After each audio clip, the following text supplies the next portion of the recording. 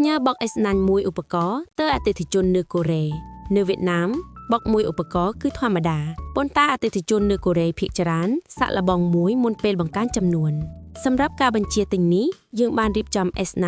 ដែលបានដំឡើងមី changer ស្រេចសម្រាប់សាក់លបងឧបករណ៍ភ្ជាប់មកជាមួយខ្សែនិងផ្នែកភ្ជាប់ពេញលេញហើយគ្រប់គ្រង SIM ផងដែរព្រោះកូរ៉េប្រើប្រភេទដោតផ្សេងយើងបានផ្ដល់សាក់ត្រឹមត្រូវតាមប្រទេសគ្រាន់តែប្រាប់ប្រទេសយើងនឹងរៀបចំទាំងអស់ឲ្យប្រើបានភ្លាមៗសំណុំរួមមានសាក Van White និងខ្សែ Anchor គុណភាពខ្ពស់ទោះបីប្រើត្រឹម10 Van ក៏ដោយយើងផ្ដល់សាកល្អសម្រាប់ស្ថិរភាពក៏មានខ្សែ USB-A ទៅ Type C